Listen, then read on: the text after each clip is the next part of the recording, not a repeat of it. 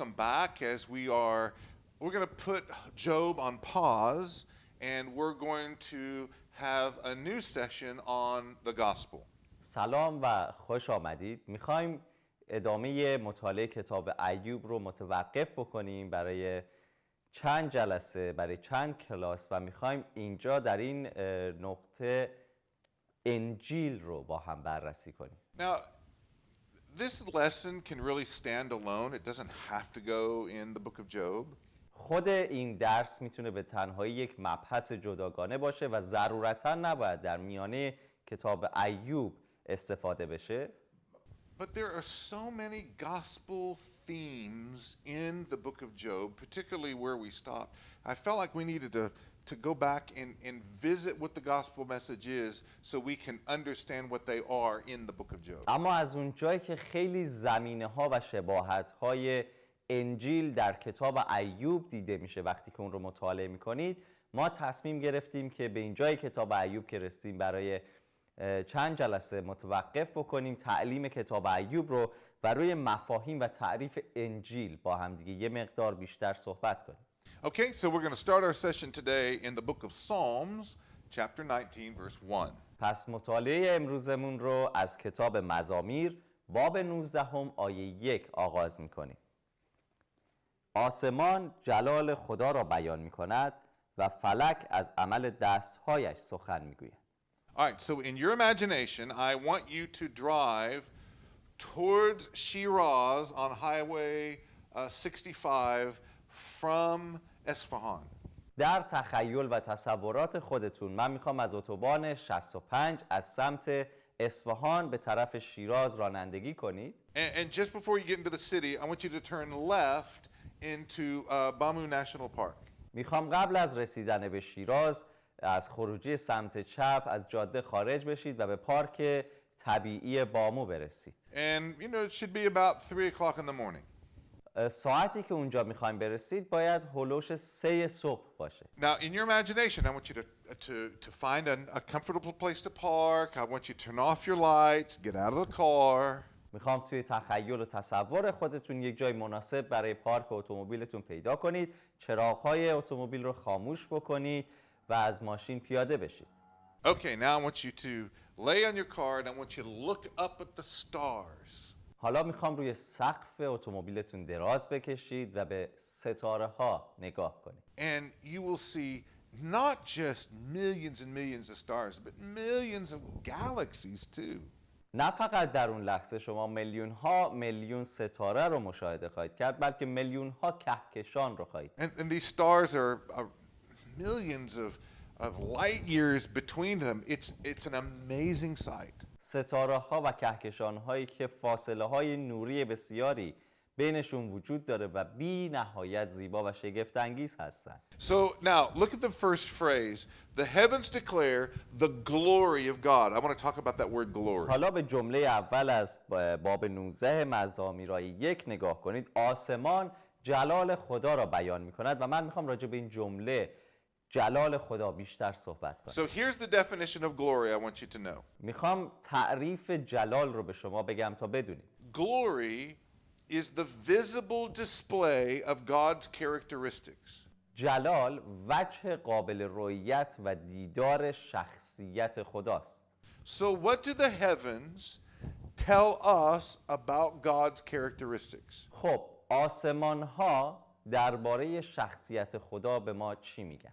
So when you're laying on your car looking at the stars, what are the kinds of things you think about in respect to God? بنابراین اگر که در اون تصور خودتون روی سقف ماشین دراز کشیدید و به آسمان نگاه میکنید درباره شخصیت خدا چه چیزی رو متوجه میشید؟ Yeah, easy things come to mind like God is creative, God is powerful, God is very, very large. خب چیزهای ساده ای ممکنه که به ذهن ما میاد، مثل اینکه خدا خالق هست، خدا عظیم هست، خدا خیلی بزرگ هست. But there are other characteristics about God too, not just those kinds of things. اما وجه‌های دیگری از شخصیت خدا هم وجود داره، فقط محدود به خالق بودن و عظیم و بزرگ بودن نیست شخصیت خدا. So for example, when you're looking at the stars on top of your car, you don't think of things like, wow, God is full of love or God is full of mercy. بنابراین اگر شما روی سقف ماشین دراز کشید و به آسمان نگاه میکنید، مطمئناً به این نتیجه نخواهید رسید که واو، خدا پر از محبت و یا رحمت هست با دیدن ستاره ها. So the stars are limited in how much we can understand who God is. بنابراین جلالی که آسمان بیان میکنه، ستاره ها نشون میده، محدود هست از وجه‌های شخصیت خدا که آشکار میکنه. There is more to God than just power or creativity. چیزهایی بیش از قوت، قدرت و خلاقیت و قوه خلاقه در خدا وجود داره. So what did God create to express those kinds of characteristics? حالا خدا چه چیزی رو خلق کرد که اون وجه‌های شخصیت او رو هم نمایان کنه؟ Okay, so everybody go like this. حالا هر یک از شما لطفاً این کار رو انجام بدید. Everybody go like this. حالا هر کس این کار And everybody go like this. و بگید What did God create to express his other characteristics? خدا چه چیزی آفرید و خلق کرد تا دیگر وجه‌های شخصیت او رو نمایان کنه؟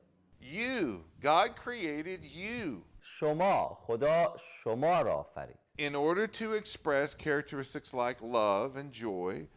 You are his creation for that purpose. برای اینکه وجه‌های شخصیتی او مثل محبت، شادی نمایان بشه و دیده بشه، من و شما را آفرید. There is a list of these kinds of characteristics in the book of Galatians, chapter 5, verse 22. لیستی از این شخصیت‌ها که خدا میخواد در ما نمایان بشه در کتاب غلاطیان باب 5 آیات 22 و 23 هست. Now, this is not a full list, but it's a pretty good start to understand what the characteristics of God are. Would you read that, please? لیست کاملی نیست ولی شروع خوبی هست برای اینکه ببینیم چه نوع شخصیتی رو خدا در خلقت انسان انتظار داره که انسان از او نمایان کنه. غلاطیان باب 5 آیات 22 و 23 قسمت اولش رو میخونم. اما ثمره روح محبت، شادی، آرامش، صبر، مهربانی، نیکویی، وفاداری، فروتنی و خویشتن‌داری است. So when we talk about glorifying God, this is what the Bible means. پس وقتی راجع به جلال دادن خدا صحبت می‌کنیم، این چیزی است که منظور نظر کتاب مقدس هست. You are to be a living display of these kinds of characteristics in your life. شما آفریده شدید تا شکل زنده‌ای از این شخصیت‌ها در زندگی خودتون باشید و این جلال خدا رو نمایان. This is why God created people. به این جهت خدا بشریت و انسان‌ها را خلق کرد. This is why God created you. به این جهت شما آفریده شدید. To be a living example of God's characteristics 24 hours a day, 7 days a week, 365 days a year, no holiday. برای اینکه 24 ساعت شبانه روز، 7 روز هفته، هر 365 روز سال بدون مرخصی و تعطیلات این وجه‌های شخصیت خدا رو آشکار کنید. You are meant to be a picture of God. منظور از ما و وجود ما تصویری از خداست. Now this purpose was established from the very beginning. و این تصویر و هدف از نقطه خیلی آغازینی وجود داشته. So let's look at Genesis chapter 1, به پیدایش باب 1 بریم. verses 26 to 27, آیات 26 و 27. and let's see if we can find in that passage God's purpose for us. ببینیم که آیا در این دو آیه میتونیم هدف خدا رو از خلقت خودمون پیدا بکنیم. پیدایش باب 1 آیات 26 و 27. آنگاه خدا گفت انسان را به صورت خود و شبیه خودمان بسازیم و او بر ماهیان دریا و بر پرندگان آسمان و بر چارپایان و بر همه زمین و همه خزندگانی که بر زمین میخزند فرمان براند. پس خدا انسان را به صورت خود آفرید. او را به صورت خدا آفرید. ایشان را مرد و زن آفرید. All right, did you see in that passage the phrase, in our image. آیا توی این دو آیه‌ای که مطالعه شد خونده شد این کلمه رو پیدا می‌کنید شبیه خود ما؟ Now, God is spirit, خدا روح هست. so he doesn't have a physical body. So the image that he's talking about is not physical. بنابراین چون روح هست بدن مادی و فیزیکی نداره، شباهتی که اینجا صحبت میکنه شباهت فیزیکی نیست. Right, God doesn't have arms and legs or a mustache. خدا دست و پا و حتی سبیل هم نداره. So when we're talking about the image of God, we're talking about a spiritual image or a relational image. بنابراین وقتی راجع به این شباهت در اینجا صحبت میکنیم درباره شباهت روحانی و یا شباهت روابطی، رابطه‌ای صحبت میکنیم. So the image of God is bound up. It's tied to our character, our moral choices, our relationships. بنابراین شخصیت خدا و شباهت شخصیتی ما به خدا در اخلاقیات ما، در تفکرات ما، در تصمیم گیری ها و در روابط ما دیده میشه. گره خوردن به هم. So when God created Adam and Eve, he created them to operate in their full identity as they expressed the characteristics of God. بنابراین وقتی خدا آدم و حوا رو خلق کرد به هویت اونا این شکل رو داد که نماینده و نشان دهنده شباهت و شکل خدا باشه. So as they make relational choices, as they make moral choices, that's the platform, that's the way God's glory is revealed. حالا در انتخاب‌های اخلاقی و یا در انتخاب‌های رابطه‌ای اینجا اون زمینه و جایی هست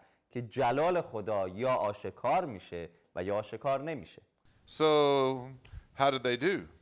چطور از عهده این کار بر اومدن؟ How did Adam do? آدم چطور این کار رو کرد؟ Terrible. افتضاح. He failed. سقوط کرد، شکست خورد.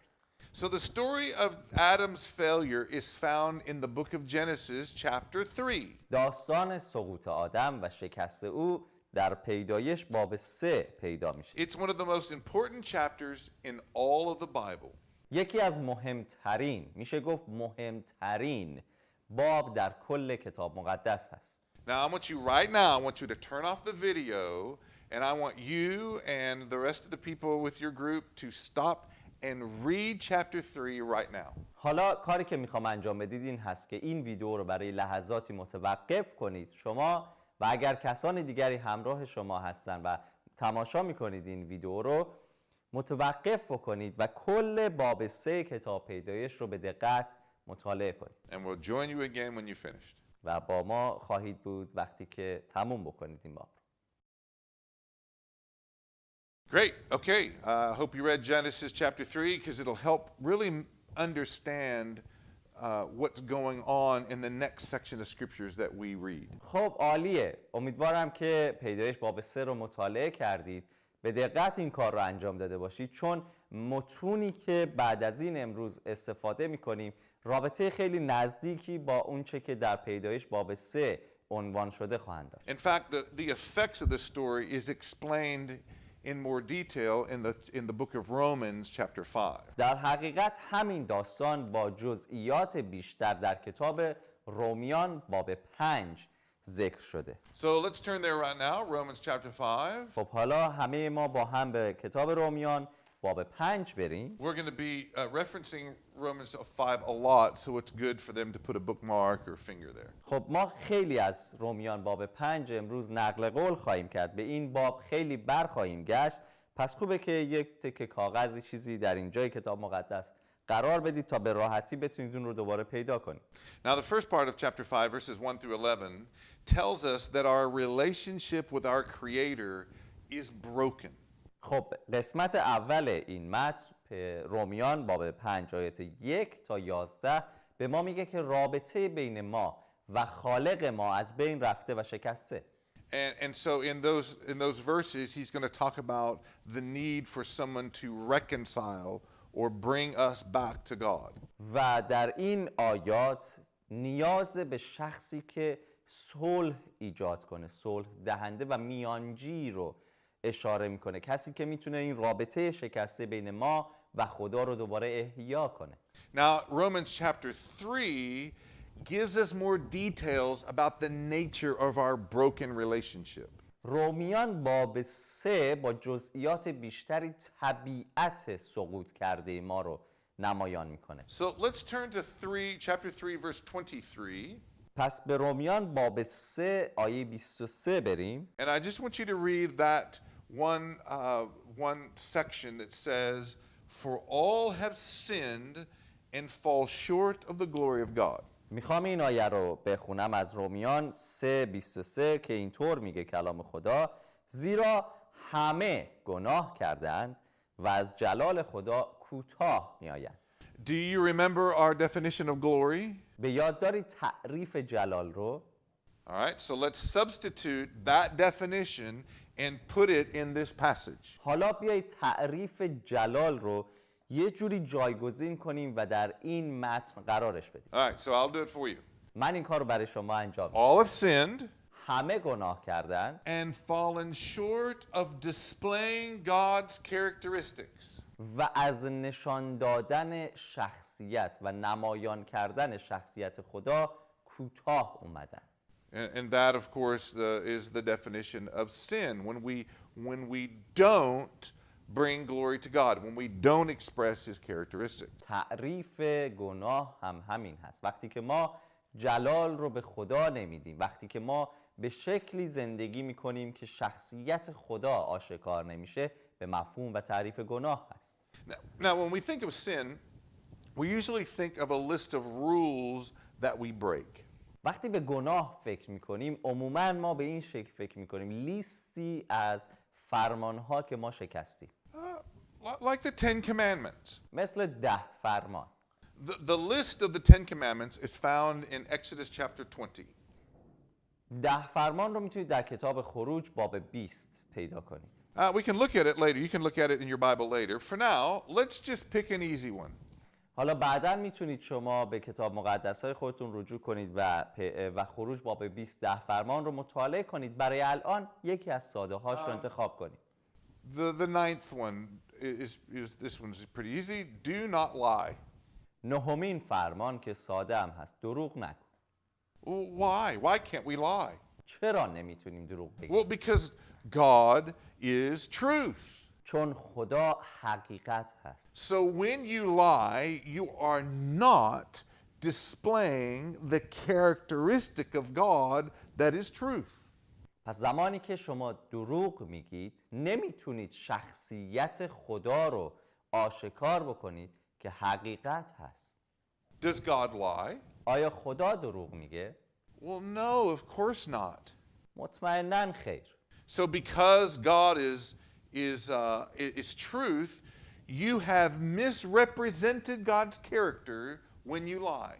پس زمانی که خدا حقیقت مطلق هست، وقتی ما دروغ میگیم نتونستیم شخصیت خدا رو به درستی نمایان کنیم. And that's sin.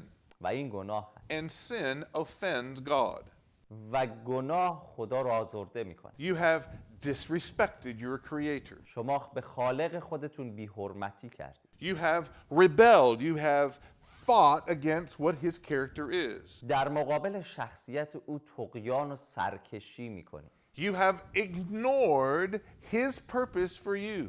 هدف او رو از خلقت خودتون دارید رد میکنید. All of these things I'm saying, rebellion, ignoring, misrepresenting, all of those things come under the idea of sin. تمام آنچه که خدمت شما عرض میکنم مثل سرکشی و طغیان، مثل قاصر اومدن از نشون دادن شخصیت خدا، همه اینها زیر مجموعه های تعریف گناه هست.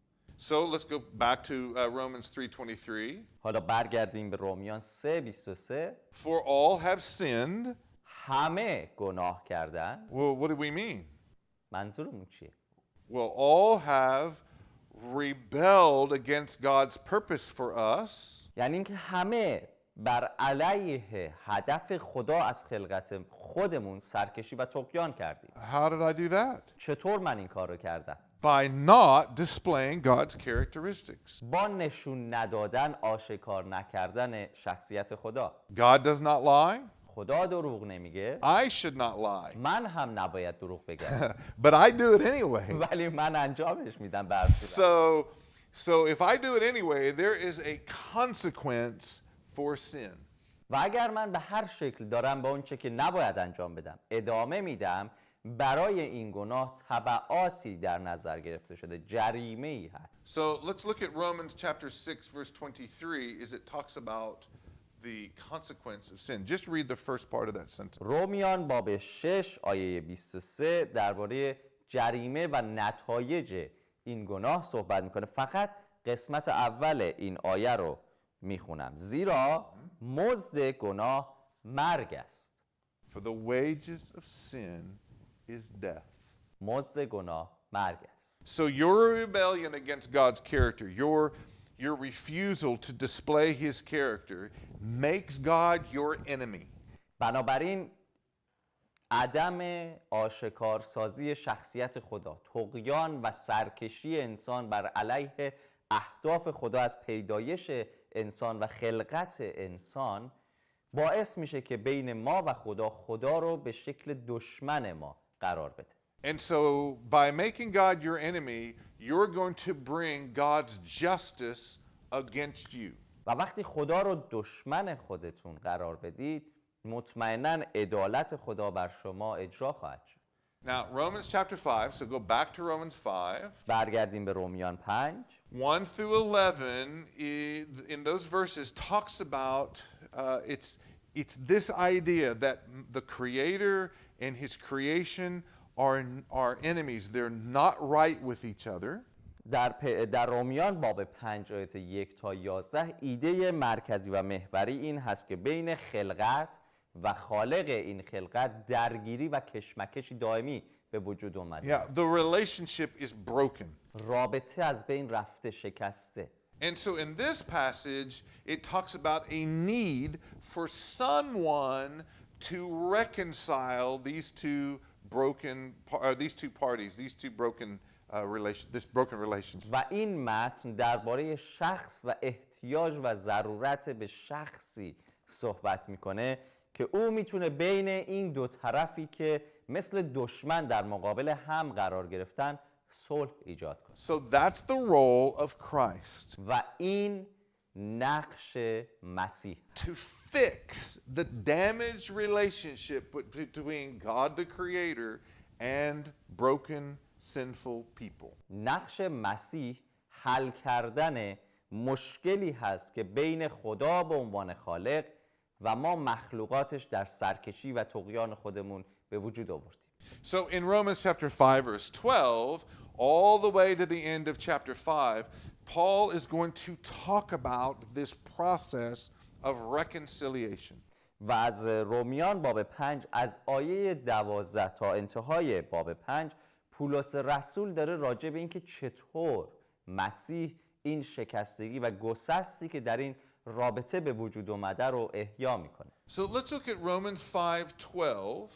حالا رومیان 5:12 رو نگاه کنیم. I'm going to read this in English and then you translate. ایشون در انگلیسی میخونن، من ترجمهش میکنم. Therefore, پس just as sin came into the world through one man, همانطور که گناه به واسطه یک انسان وارد جهان شد and death, that's the consequences of sin, and death through sin, و مرگ که نتیجه و مزد این گناه هست، so death spread to all men. پس این مرگ به تمام انسانها سرایت کرد Because all sinned. چون همه گناه کردند. So when does the sin come into the world? چه زمانی گناه وارد جهان شد؟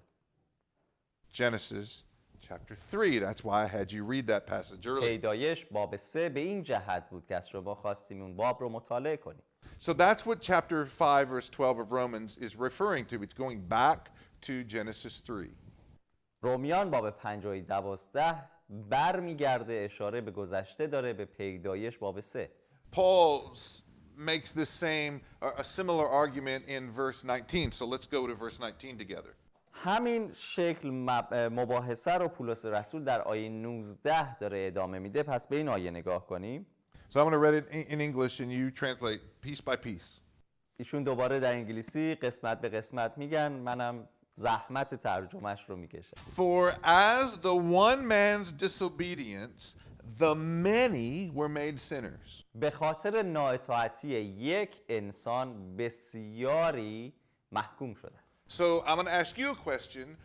Who, in this passage, who is the one man? میخوام از شما این سوال رو بپرسم، در این آیه این یک مرد کیست؟